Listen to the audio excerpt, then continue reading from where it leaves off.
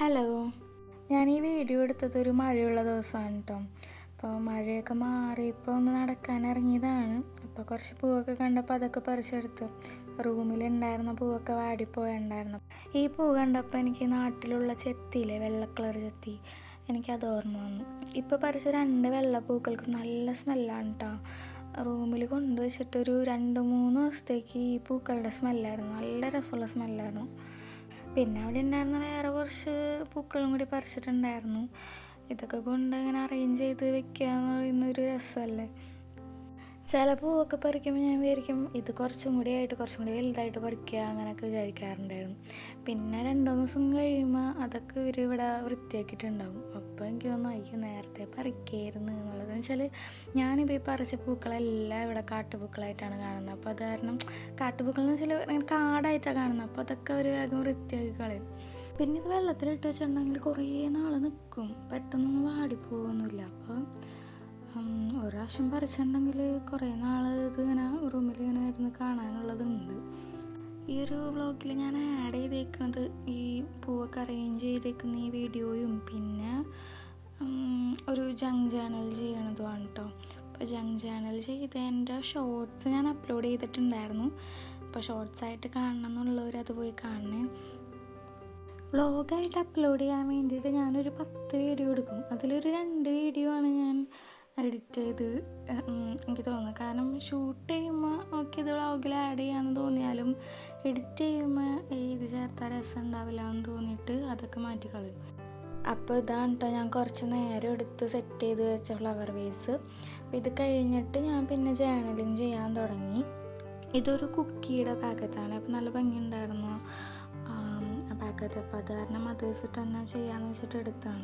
ഞാൻ ജസ്റ്റ് ഒരു പാക്കറ്റ് വെച്ച് മാത്രമാണ് ജേർണൽ ചെയ്തത്. അപ്പോൾ അതുകൊണ്ട് തന്നെ പാക്കറ്റ് പിങ്ക് ആയതുകൊണ്ട് ഇതൊരു പിങ്ക് കളർ ജേർണലാണ് കേട്ടോ. വേറെ കളേഴ്സൊന്നും അങ്ങനെ ഞാൻ ആഡ് ചെയ്തിട്ടില്ല. ആ പാക്കറ്റിൽ നിന്ന് എനിക്ക് ആവശ്യമുള്ളതായിട്ടുള്ള സാധനങ്ങൾ മാത്രം കട്ട് ചെയ്തെടുത്തിട്ട് അത് ഞാൻ പശ വെച്ചിട്ട് ഒട്ടിച്ച് കൊടുക്കുകയാണ്. ഇതിൽ ആ കുക്കീസ് എന്നുള്ളത് മാത്രം സെൻറ്ററിൽ കൊടുത്തു. പിന്നെ ബാക്കിയൊക്കെ അവിടെ അടിയിലും സൈഡിലും കോർണറിലൊക്കെ ആയിട്ട് സെറ്റ് ചെയ്ത് കൊടുത്താണ് കേട്ടോ. പക്ഷെ ഞാനത് അവിടെ ഇവിടെയൊക്കെ മാറ്റി മറിച്ച് അങ്ങോട്ടും ഇങ്ങോട്ടൊക്കെ വെച്ചിട്ട് എങ്ങനെയാണ് ഭംഗിയുണ്ടോ എന്ന് നോക്കിയിട്ടാണ് ഞാൻ ലാസ്റ്റ് ഒട്ടിച്ച് കൊടുക്കുന്നത്. അപ്പോൾ ഞാൻ അതൊന്നും പിന്നെ ഈ വീഡിയോയിൽ ആഡ് ചെയ്തിട്ടില്ല. ഈ വീഡിയോ എഡിറ്റ് ചെയ്തുകൊണ്ടിരിക്കുമ്പോഴാണ് ഞാൻ ശ്രദ്ധിക്കുന്ന ഒരു പിങ്ക് വൈബ് മൊത്തത്തിലുണ്ട്. ഞാൻ ഇട്ടിരിക്കുന്ന ഡ്രസ്സ് ഏകദേശം ആ ഒരു ഷെയ്ഡാണ്. പിന്നെ ജേർണൽ ചെയ്തുകൊണ്ടിരിക്കുന്നത് പിന്നെ ചുമരിലുള്ള പൂക്കൾ ശരിക്കും ഈ ഇതിപ്പോൾ ഒരു ലൈറ്റ് പിങ്ക് പോലെയൊക്കെ ആയി. അതങ്ങനെയൊന്നും ആയിരുന്നില്ല, വേറൊരു ഡാർക്കായിട്ടുള്ള കളറായിരുന്നു. പക്ഷെ അത് വെയിലടിക്കുന്ന സ്ഥലത്താണ് ഞാനത് ഒട്ടിച്ചത്. ആ ഭാഗത്ത് ഒട്ടിച്ചത് കാണാനായിരുന്നു നല്ല ഭംഗിയുണ്ടായിരുന്നു, അതുകൊണ്ടാണ് അവിടെ ഒട്ടിച്ചത്. പക്ഷെ അത് എല്ലാ ദിവസവും വെയിലടിച്ചടിച്ച് അതിൻ്റെ കളറ് മങ്ങിപ്പോകുന്നുണ്ട്. എന്നാലത് അതടിച്ചിട്ട് അത് കാണുമ്പോൾ അതൊരു പ്രത്യേക ഭംഗിയായത് കാരണം അത് അവിടെ നിന്ന് എടുത്ത് മാറ്റാനും തോന്നുന്നില്ല. പിന്നെ ഞാൻ വിചാരിച്ചു ഇനിയും നല്ലോണം മങ്ങിപ്പോവാണെന്നുണ്ടെങ്കിൽ കുറച്ച് കഴിയുമ്പോൾ ഒന്നും കൂടി കളർ അടിച്ച് കൊടുക്കാമെന്ന് വിചാരിച്ചു.